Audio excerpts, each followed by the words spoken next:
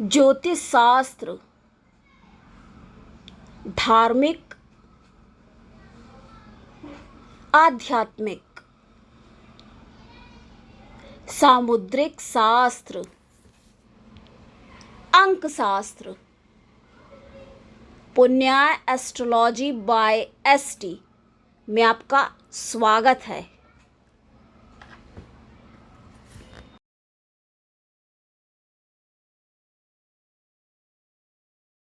नमस्कार, जय श्री कृष्णा। आपका बहुत स्वागत है आज के इस कार्यक्रम में। आज की परिचर्चा का विषय है कुछ योग। आपको प्रिय दर्शकों आज बहुत ही महत्वपूर्ण योगों के बारे में बताएंगे। जैसा कि आपको हमने पहले भी बहुत सारे योगों के बारे में बताया है। पंच महापुरुष जो सबसे ज़्यादा हमारे ज्योतिष शास्त्र के अंतर्गत सबसे ज़्यादा महत्वपूर्ण माने जाते हैं। पंच महापुरुष राजयोग में अगर किसी के जन्मांक में 2 या 3 भी बन जाते हैं तो वो व्यक्ति एक प्रसिद्ध बिल्कुल राजा की तरह होता है। तो आप समझ सकते हैं जो लोग एक अच्छी पोस्ट पे और अच्छी सिचुएशन में जो लोग होते हैं तो वो लोग उनके में यकीन मानिए कि उनके में 2 से 3 पंच महापुरुष राजयोग तो लगे ही होंगे उनके जन्मांक में। और दूसरी बात ये है, तमाम सारे राजयोग 300 400 क्या बहुत सारे राजयोग होते हैं। कुछ लोगों का तो मत ये है हमारे ज्योतिष शास्त्र में कि हजारों अगर निकाले जाएं तो प्रत्येक व्यक्ति में ये मान के चलिए 30-40 तो बन ही जाते हैं। अगर देखिए नहीं बनते हैं तो कैसे इंसान चल रहा है अपनी रोज़मर्रा की ज़िंदगी में। प्रत्येक व्यक्ति जो इतना ज़्यादा स्ट्रगल करता है, और प्रिय दर्शकों आपको पता है, देखिए एक रिक्शे वाला कितनी मेहनत करता है और कोई है एक ज़रा सी देर में कितना पैसा कमा लेता है। तो ये कैसे हो पाता है? तो कुछ ना कुछ तो ऐसा प्रारब्ध उसने प्राप्त किया है। तो देखिए अगर आप मानने चलेंगे तो बहुत आराम से ये सिद्ध हो जाएगा कि भाग्य तो होता ही है। ठीक है, व्यक्ति अपने भाग्य का निर्माता स्वयं होता है, लेकिन होता क्या है, वो भाग्य आपको कहाँ से प्राप्त हुआ? आपके प्रारब्ध से प्राप्त हुआ। जो आप करके अपने पूर्व जन्म में, पिछले जन्म में चले हैं, उससे ही आपको ये भाग्य प्राप्त हुआ। तो आज हम कुछ योगों के बारे में आपको बता रहे थे। तो हम आपको बताएंगे वेशी योग। अब ये कैसे बनता है? तो हम देखिए आपको इतनी सरलता से बताने का प्रयास इसलिए करते हैं क्योंकि हमें पता है हमारे बहुत सारे प्रिय दर्शकगण जो हैं वो नहीं जानते हैं ज्योतिष के बारे में। और हमारा इस क्षेत्र में आने का क्या तात्पर्य था? आप कहेंगे ये बात हम कितनी बार पिछली बार भी बता चुके हैं आपको, क्योंकि हमें लगता है कोई मान लीजिए हमारे चैनल पे पहली बार आ रहा है तो उसको ये बताना, जागरूक करना हमारा धर्म है। और हमारे चैनल पे आया है तो कुछ ना कुछ ज्ञानवर्धक उसको विषय सामग्री मिले, अपने ज्ञान में वृद्धि कर सके। क्योंकि प्रत्येक व्यक्ति का ये कर्तव्य है अपने ज्ञान में निरंतर वृद्धि करते रहना। जिस दिन आदमी ने ये मान लिया कि हम बहुत बड़े ज्ञानी बन चुके हैं, उस दिन तो उसका फिर पतन ही शुरू यही कहा जाएगा। क्योंकि जो ये मान के बैठ गया, क्योंकि अगर उसने ये सोच लिया कि हम हैं 1 नंबर पे, तो उसको ये लगेगा कि बस अब बहुत हमें आ चुका है। तो ये एक अहंकार की निशानी है और फिर उसकी ना ग्रोथ रुक जाएगी। ग्रोथ तभी होगी ना जब कुछ ना कुछ आप रोज़ सीखते रहते हैं, सीखने का प्रयास करते रहते हैं। और यही जीवन, देखिए चलना ही तो जीवन है ना। अब पानी भी है, अगर एक जगह रुक जाएगा तो क्या होगा? बेकार हो जाएगा, उससे भी एक दुर्गंध आ जाएगी। तो हम आपको इसके बारे में बता रहे थे वेशी योग। ये कैसे बनता? तो अपना अगर जन्मांक उठा करके देखेंगे, निकाल के देखेंगे, सूर्य जो कि ग्रहों में राजा माने गए। देखिए जब भी किसी की सरकारी नौकरी, हम आपको पूर्व में भी बता चुके हैं लेकिन फिर से वही कहेंगे, जो हमारे चैनल पे पहली बार आया है तो उसको भी कुछ तो लाभ प्राप्त होना चाहिए। तो ग्रहों में जब राजा है सूर्यदेव, तो क्या करेंगे? राजा ही तो बनाएंगे ना, राजा ही बनाते हैं वो। तो राजा कैसे बनाते हैं? तो सूर्य के आगे और पीछे आपको देखना पड़ेगा। जहाँ पे सूर्य लिखा है आपको हम एक बार फिर से बोर्ड पे भी बता देंगे, नेक्स्ट वीडियो में आपको ज़रूर बताएंगे इसके बारे में। तो सूर्य जहाँ पे लिखा है उसके आप जस्ट आगे देखेंगे, अगर वहाँ पर चंद्रमा के अलावा चंद्र को रानी भी कहा गया है, माता भी कहा गया और धन का कारक है, क्योंकि चंद्रमा से ही धन को देखा जाता है। अगर आप अपने जीवन में धन अच्छा प्राप्त कर रहे हैं तो इसका मतलब है कि आपका चंद्र जो है, चंद्रमा, चंद्र देवता आप पर प्रसन्न है और आप इसीलिए धन प्राप्त कर पा रहे हैं। और इसके लिए आपको माता का आशीर्वाद लेना भी ज़रूरी है। लेकिन कई बार अब वो लोग क्या करें भाई जिनकी माता ही नहीं है, अब जिनकी माँ किसी दुर्घटनाग्रस्त हो गई है या मृत्यु को प्राप्त हो चुकी नहीं है, तो वो क्या करें? वो लोग ये कर सकते हैं कि अपने पास एक चांदी का सिक्का या एक छल्ला छोटा बिना कटा हुआ दृश्य को, जैसा कि हमने कहा जिनकी जैसे माता नहीं है, मृत्यु को प्राप्त हो चुकी हैं, तो उनको क्या करना होगा? उनको शिव पूजन करना चाहिए। और वो एक चांदी का छल्ला या एक चौकोर टुकड़ा चांदी का आप ऑर्डर दे करके बनवा सकते हैं। क्योंकि कई बार देखिए, अगर आप सोने चांदी की दुकान में जाएंगे तो आपको ऐसे भी मिल सकता है, या बाय चांस आपको नहीं मिलता है तो आप उसको ऑर्डर दे के आएँ और फिर अगले दिन अगली बार जा करके उसके पास से वो ले लें अपना टुकड़ा और उसको एक कपड़े में बांध करके अपनी तिजोरी में रख लें या अपने जेब में ही डाल लें। तो इससे क्या रहेगा? आपकी स्थिति सही रहेगी। तो हम बात कर रहे थे वैसी योग की। सूर्य से चंद्रमा नहीं होना चाहिए। चंद्रमा के अलावा अगर कोई भी और ग्रह बैठता है तो ये योग निर्माण हो जाता है। तो जब ये योग बन जाता है तो क्या होगा? व्यक्ति जो होगा विख्यात, प्रसिद्ध, बुद्धिमान, तेजस्वी, बहुत ही ज़्यादा, बिल्कुल इसको एक आप राजा की तरह समझ सकते हैं। इतना उसका यश का भागी इतना हो जाता है वो व्यक्ति। अब आपको नेक्स्ट बताएंगे उभयचरी योग। उभयचरी योग कब बनता है? तो उभयचरी योग बनने के लिए फिर से हमें सूर्य को ही देखना होगा। सूर्य जहाँ पर लिखा हुआ है, जन्मांक में जिस जगह सूर्य लिखा है उसके इस तरफ, अगल बगल दोनों तरफ में अगर कोई ग्रह बैठा है, कोई भी ग्रह, अब बताइए आपको इतनी सरलता से और कहाँ मिलेगा? तो मेरे चैनल पे आए हैं तो आपको ये लाभ आप स्वयं देख सकते हैं। खुश हो जाइए, बहुत बढ़िया योग है ये। आपको निरंतर धन की बढ़ोतरी दिखाता है ये। अब बताइए जब दोनों तरफ से है, जैसे कि मद्रुम योग बन जाता है, उसको एक दुर्योग, बहुत बड़ा वो दुर्योग माना गया है, वो बिल्कुल अच्छा नहीं उसको कहा गया, चंद्र से बनता है।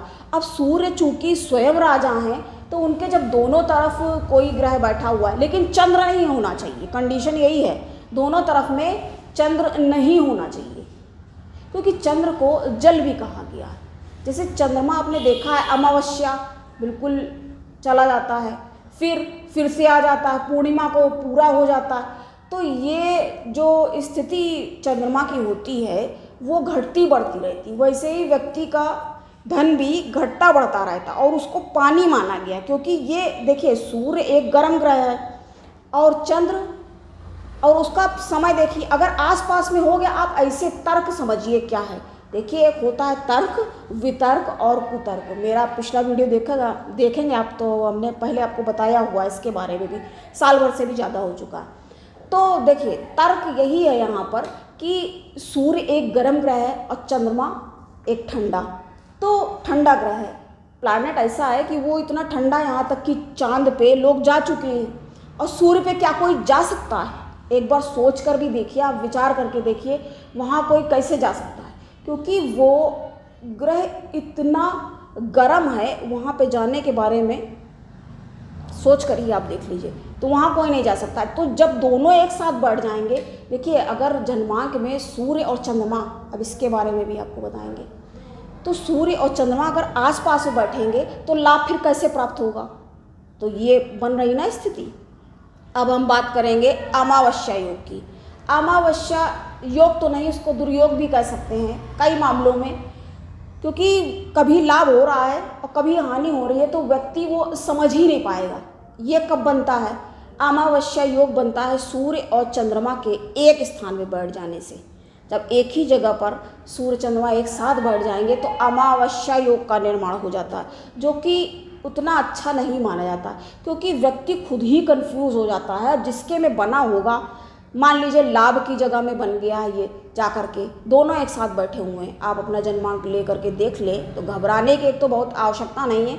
अगर कोई दुर्योग लगा है तो उसका हमारे पास निदान है और निराकरण विधि आपको बताएंगे। सबसे पहली तो यही है कि आप एक अच्छे ज्योतिष से आप हमसे पूछ सकते हैं, हमसे संपर्क, मेरा व्हाट्सएप नंबर दिया रहता है। या अगर आप मेरे पास नहीं आ पा रहे हैं, मान लीजिए आप बहुत दूर रहते हैं, तो आप अपने निकट में जिसको आप योग्य समझें उससे अगर आप, हम ये तो नहीं कहते जैसे कि डॉक्टर और बहुत सारे वकील, बहुत सारे पैसे ऐसे हैं जो कहते हैं यहाँ ऐसा तो है नहीं कि आप रोज़ हमारे पास आइए, ऐसा कुछ नहीं। आप साल में अगर 1-2 बार भी आ जाते हैं तो उतना पर्याप्त है आपके लिए। तो हम ये बता रहे थे, अगर ये लगा होता है, अमावस्या योग का निर्माण हो जाता है तो व्यक्ति कंफ्यूज रहता है, क्योंकि उसको लाभ भी होता है और हानि भी होती है। क्योंकि जिस जगह पे मान लीजिए दोनों, आप समझिए कि गर्म ग्रह भी बैठ गया एक ही जगह, एक ही जगह ठंडा भी बैठ गया, तो कैसा वो आएगा, क्या फल प्राप्त होगा उससे? उससे कभी लाभ हो जाएगा, कभी हानि हो जाएगी। पता चला जितना पैसा आया उससे भी ज़्यादा का खर्चा उसके सामने निकला, तो उसको ये समझ में ही नहीं आएगा कि भैया ये हानि हो रही है कि मैं ये लाभ हो रहा है। तो ऐसी स्थितियों का निर्माण हो जाता है। तो आज आपको हमने इतने योगों के बारे में बताया। और एक बात आज आपको बतानी है, तो वो बात ये है कि बहुत सारे लोग क्या कहते हैं कि आप ये काम करती हो मैडम, तो आप फ्री में, जैसे लोग पूछना चाहते हैं इसके बारे में, तो हमें उन लोगों से सिर्फ यही कहना है कि आप ये बताइए, ये बहुत गूढ़ विषय है और ये रहस्य है। देखिए, हम लोगों को बहुत कोई शौक नहीं, अभी तक देखिए हम 10 साल से भी ज़्यादा, 10, 12, 15 साल समझ लीजिए, मान के चलिए हमें हो चुके हैं, क्योंकि ये काम हम बहुत छोटे से, हमें बहुत ज़्यादा इन चीज़ों में इंटरेस्ट था, तो शुरू से अपना किताबें ला करके पढ़ते करते रहते थे। तो पहले हम सबको ये 10 साल से जब हम बता रहे हैं तो सबको फ्री में ही बताते रहे, लेकिन हमको भी कहा गया ये अच्छा नहीं माना जाता, क्योंकि आप तर्क इसको समझिएगा, आप फ्री में अगर कोई चीज़ लेते हैं तो वो आपको फलेगी, वो नहीं फलेगी। अब आप इसको आप मजबूरी समझिए या मर्जी समझिए, ठीक है। कुछ लोग तो बेईमानी करते हैं, पैसा ले लेते हैं ज़्यादा और उनको आता जाता भी उतना नहीं है, तो बताया करते हैं लोगों को, वो ठीक गलत है, वो चीज़ हम मानते हैं गलत है। लेकिन जो लोग ये फ्री में बिल्कुल ढूंढते हैं, तो मुफ्त की, बस हम इतना ही कहेंगे कि मुफ्त की चीज़ जो है वो फलती नहीं है। अब चाहे उसको आप मजबूत, देखिए कम ज़्यादा दे देना वो दूसरी बात होती है। हमारे पास भी बहुत सारे लोग आते हैं और अपनी जब दुविधा या अपनी समस्या बताते हैं तो उनको हम यही कहते हैं, ठीक है नहीं हो रहा, चलिए आप नेक्स्ट में दीजिएगा, वो भी ठीक है। अब वो दें ना दें उनकी मर्जी है, वो कर दें या कम कर दें। लेकिन ये आप कहो कि बिल्कुल आप ना लें, तो ये वैसे भी बेईमानी हो जाए, क्योंकि एक आदमी पूरा दे रहा है, दूसरे को हम फ्री में बता रहे हैं, तो ये क्या सही न्याय हुआ? ये भी तो गलत हुआ ना।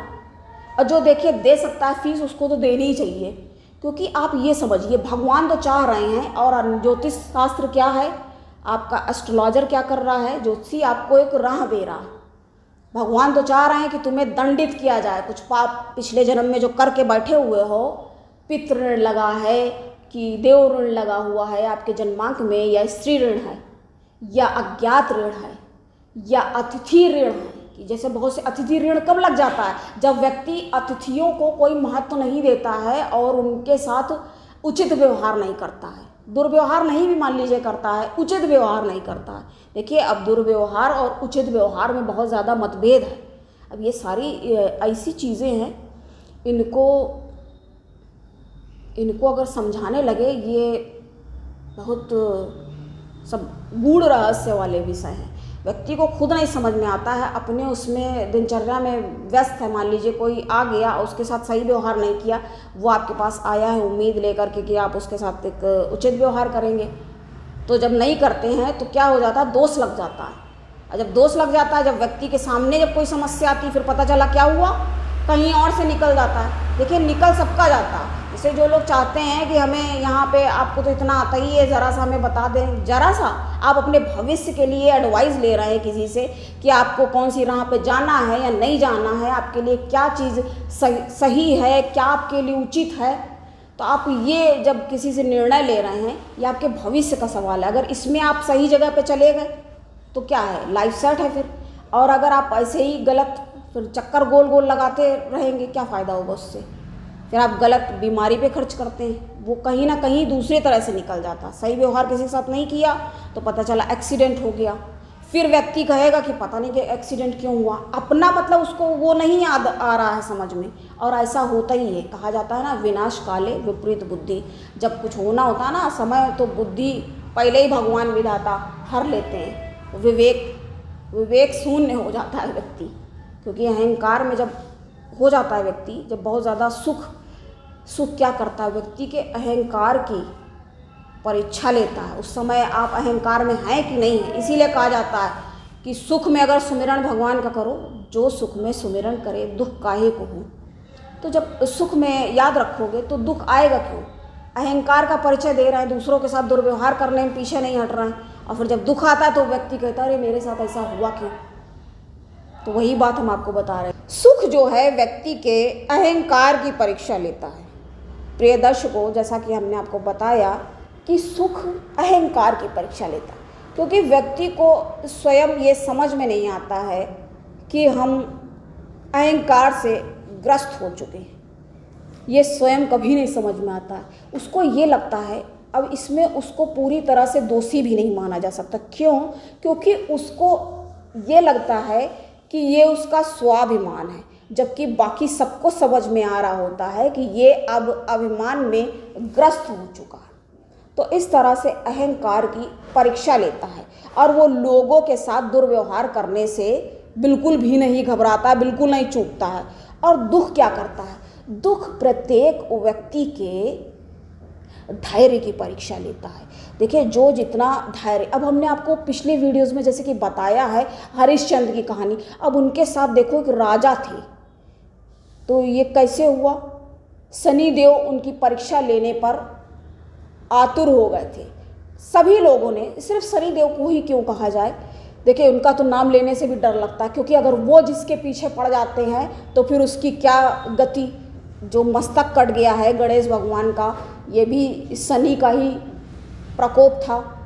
क्योंकि माता पार्वती बार बार उनको कह रही थी कि इनकी तरफ आप देखिए देखिए, और देखा तो देखिए क्या हुआ, क्योंकि उनकी दृष्टि में ही दोष है। अब उनके बारे में और क्या क्या कहा जाए। अब देखिए क्या, पता नहीं, कोई डर ही नहीं रहा जैसे शनिदेव से। उनकी मूर्तियां बना रखी हैं, जबकि कितना खराब माना जाता है उनके सामने। हम देखिए, हमेशा हमने शुरू से, जब से हमने स्टार्ट किया यहाँ पे काम करना, तब से हम शुरू से बता रहे हैं कि इनकी तो बिल्कुल सामने जाना ही नहीं चाहिए। उनसे आप अपने कर्मों को जितना खाली सही रखें, खुद को सही नहीं रख रहे हो और झूठ बोल ले रहे हो, एक तो झूठ से बचना चाहिए। एक तो सबसे बड़ा उपाय हम आपको यही बताते रहते हैं, झूठ से, क्योंकि साच बराबर तप नहीं, झूठ बराबर पाप। जाके हृदय साच है, ताके हृदय प्रभु आप। आपको हम बता रहे थे वो बात, अभी हम भूले नहीं हैं, पूर्ण करेंगे उसको।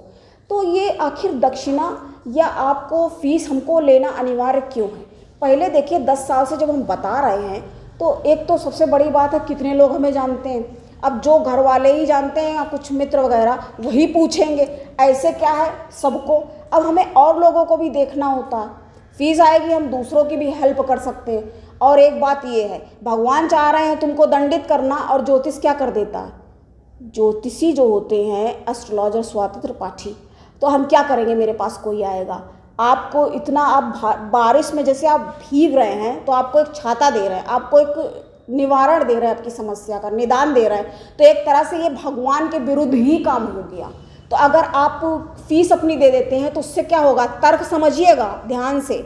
इसीलिए हम कहेंगे स्किप करके ना देखें, आप पूरा देखें, तभी अगर आपका कोई पॉइंट मिस हो गया, सबसे मेन पॉइंट अगर आपने छोड़ दिया, तो आपका प्रिय दर्शकों क्या लाभ रहा।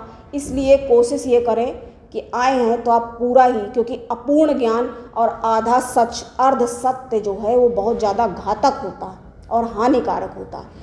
तो एक तरह से विरुद्ध में काम हो गया। और अगर आपने अपनी फीस दे दिया तो क्या हो जाएगा? ये मेरा काम है, तो हम अपना सिर्फ काम कर रहे हैं। इससे क्या होगा? इससे हम खुद भी बच जाएंगे और आप भी बच जाएंगे। लेकिन आपको ये बात समझ में नहीं आती है, और आप लोग आते ही चाहते हैं कि हम बड़े दुखी परेशान हैं, रो रहे हैं, बिलख रहे हैं, और आप हमें बता दीजिए। तो हम आपको बता भी देंगे, तब भी आपका कोई लाभ नहीं होगा। आप वही चीज़ हो जाएगी, हम तो डूबेंगे, साथ में तुमको भी ले डूबेंगे। ये स्थिति हो जाएगी, ना तुम्हारा लाभ होगा और साथ में हमें भी दोषी बनवा दोगे। तो इसलिए आप कारण समझिए। जो ज्योतिषी इतने बड़े जो बैठे रहते हैं आचार्य, क्यों 4-5 हज़ार फीस लेते हैं, क्यों 2,000 फीस लेते हैं?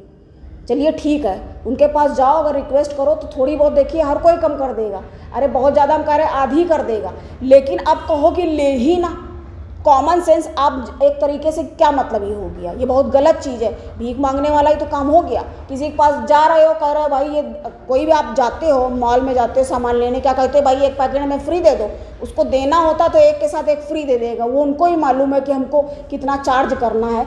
प्रिय दर्शकों, जैसे कि हमने कहा, अगर आप मॉल में जाते हैं तो उनको जो चीज़ देनी होती है फ्री में वो खुद अपना जानते हैं। उसी तरह से प्रत्येक ज्योतिषी वो खुद जानता है कि हमको इनको कितना क्या लाभ देना है, कैसे इनको क्या डील करना है। अब मेरे पास भी लोग आते हैं तो अपनी तरफ से कोई आया तो उसको हम अपनी तरफ से भी कोई ना कोई गिफ्ट दे देंगे, कुछ भी, कि वो भी खुश होके जाए।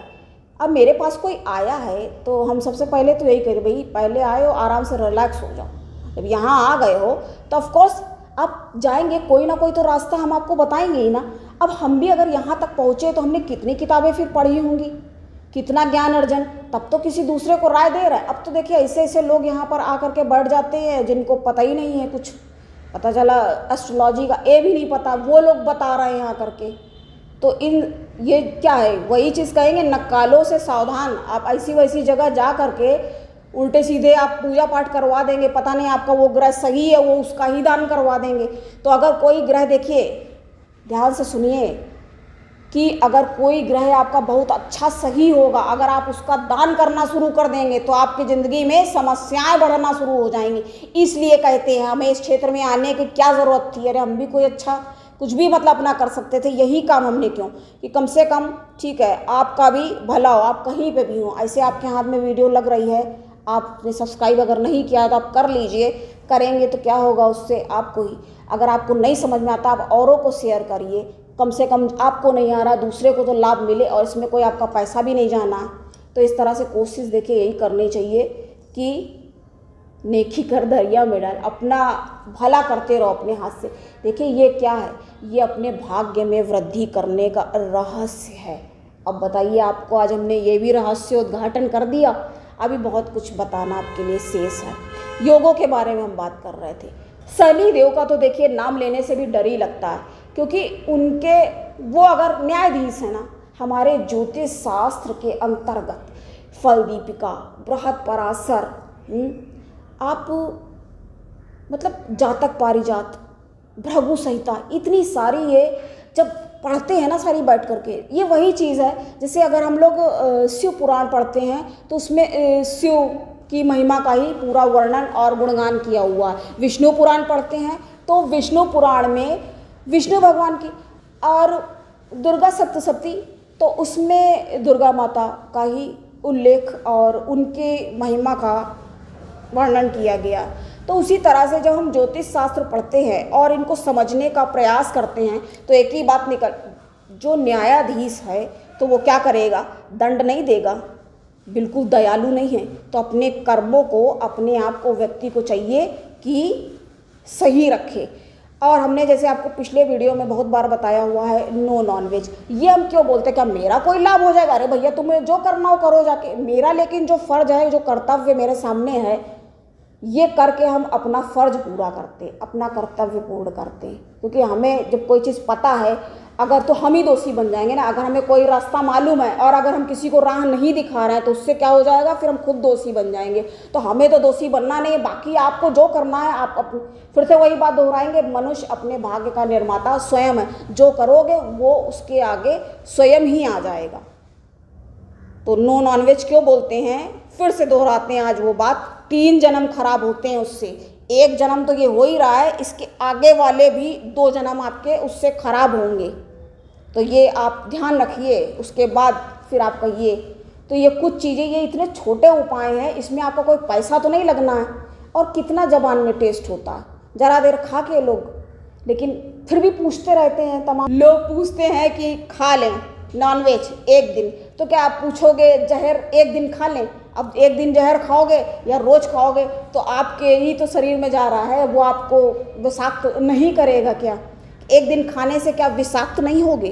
जैसे मान लीजिए ड्रग्स, अब जैसे मान लीजिए कोई ड्रग एडिक्ट हो गया है तो 1 दिन नहीं खाएगा तो क्या आदत छूट जाएगी? धीरे धीरे हर चीज़ कहते हैं ना, धीरे धीरे रे मना धीरे सब कुछ होए। तो धीरे धीरे जब कोई काम, तो न्यायाधीश है तो क्या न्याय नहीं करेंगे? आप जीव जंतु, एक जानवर है, पशु, उसने कुछ आपका नहीं बिगाड़ा, उसको मूक पशु बोल भी नहीं सकता है, जो आप तो बोल रहे हो, चल रहे हो सब कुछ, उसके बाद भी इंसान का जन्म मिला हुआ है, उसके बाद ऐसे कर रहे हो, उसको मार रहे हो, तो अपने साथ भी तैयार रहो, फिर क्या होगा?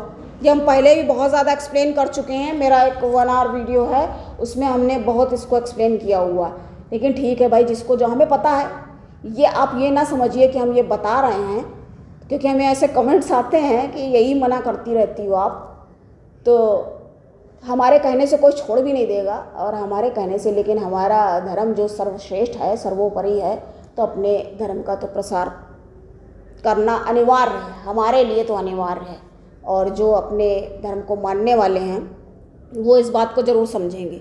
और सबसे बड़ी बात यह है, जो अपने भाग्योदय के करीब हैं वो ही हमारे इस चैनल पे आएंगे। हमारे जितने भी हैं वो बहुत ही प्रबुद्ध दर्शकगण हैं, उनको हम जो बातें बताते हैं उसके बाद जो वो क्वेश्चन पूछते हैं, आज आपको हम ये भी रहस्य बताते हैं कि ये हमें कैसे पता चल जाता, हमें कैसे ये पता चल जाता है कि हमारे जो प्रिय दर्शकगण हैं वो प्रबुद्ध हैं, बहुत ही ज़्यादा बुद्धिमान दर्शक, वो सक्षम है ये समझने के लिए कि हम क्या बता और क्या समझा रहे। तो हमें कैसे पता चलता? हमें ऐसे पता चलता है कि जब आपके ऐसे बुद्धिमत्तापूर्ण प्रश्न हमारे सामने आते, जब आप अपने प्रश्न पूछते हैं, और जब हम ज्योतिष जिज्ञासाएं, जो दर्शकों की जिज्ञासाएं कार्यक्रम है, जो कि हम समय समय पर आपके सभी प्रश्नों के उत्तर दिया करते हैं, तो हमें ये उससे समझ में आ जाता है कि आप कैसे हैं। तो इस तरह से आप अपने प्रश्न पूछते रहिए। आप जो सा भी वीडियो देख रहे हो, डजेंट मैटर, आप कोई भी वीडियो में अपना कोई भी प्रश्न पूछ सकते हैं, लेकिन उसके लिए आपको क्या करना होगा? आपको करना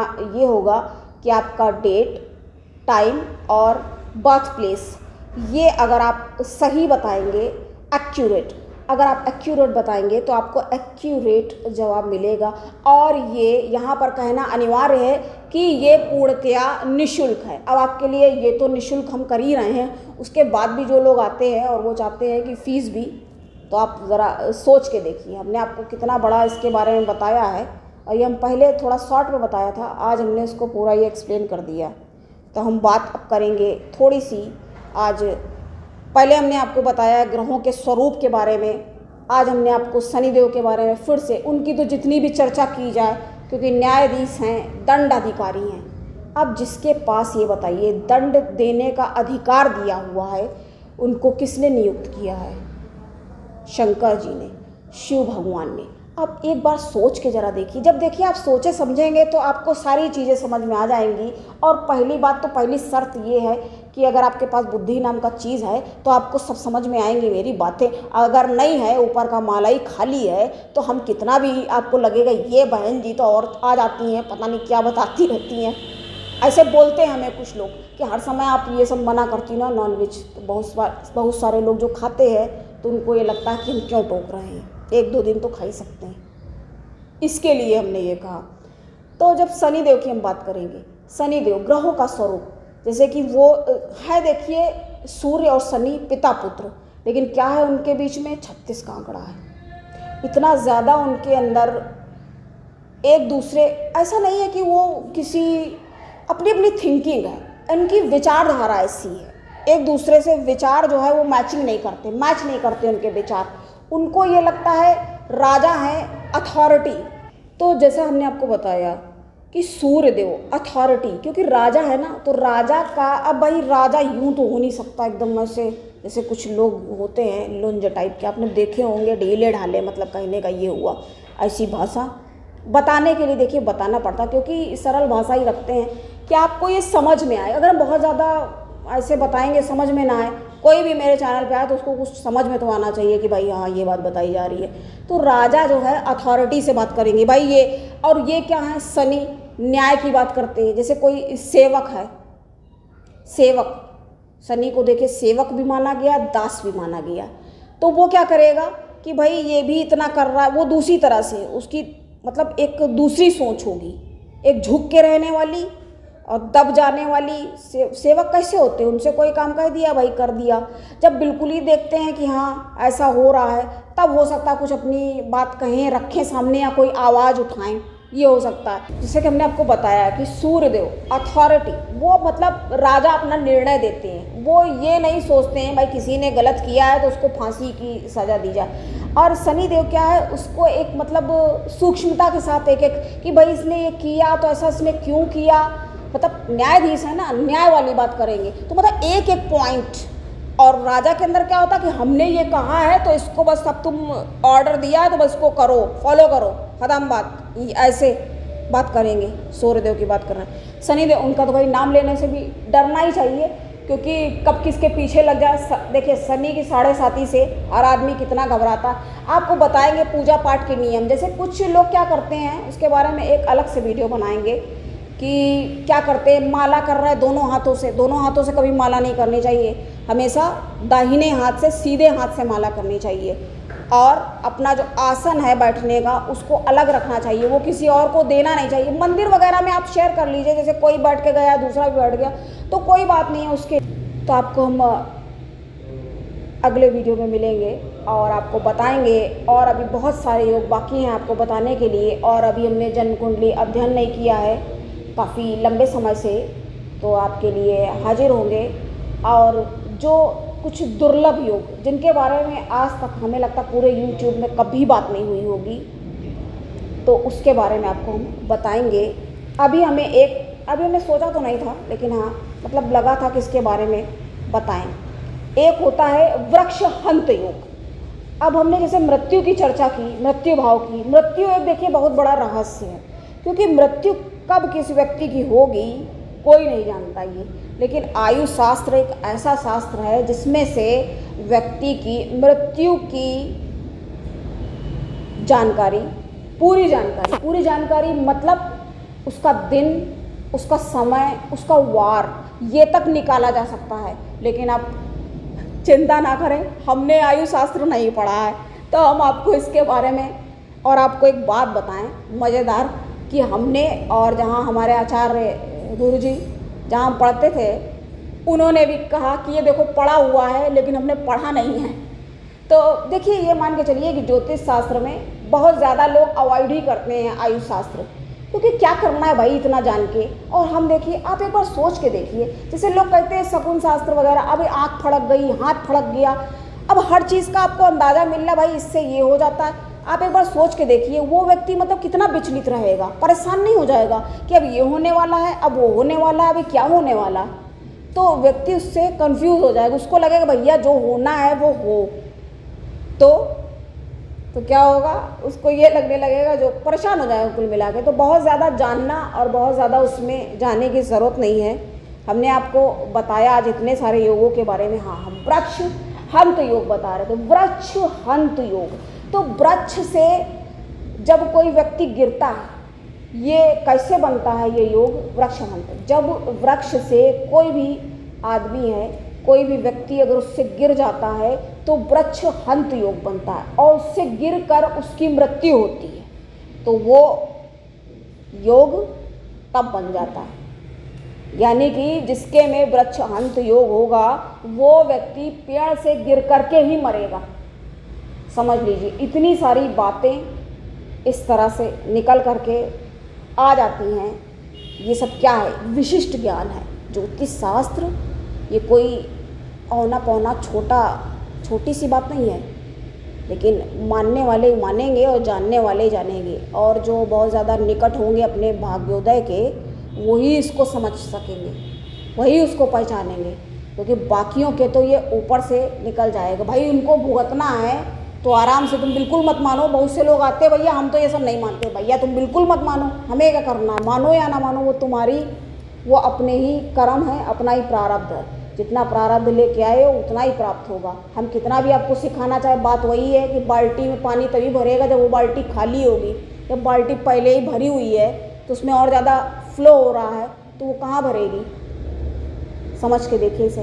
तो आज के लिए इतना ही, और अन्य योगों के बारे में आपको बताएंगे, और जन्म कुंडली के बारे में आपको फिर से हाजिर होंगे लेकर, और उपस्थित होंगे आपके समक्ष, आपके समस्याओं के निदान हेतु। तब तक के लिए मुझे दीजिए आज्ञा, और मिलेंगे फिर नेक्स्ट वीडियो में। और दुर्लभ जानकारी के साथ। तब तक के लिए नमस्कार, जय श्री कृष्ण।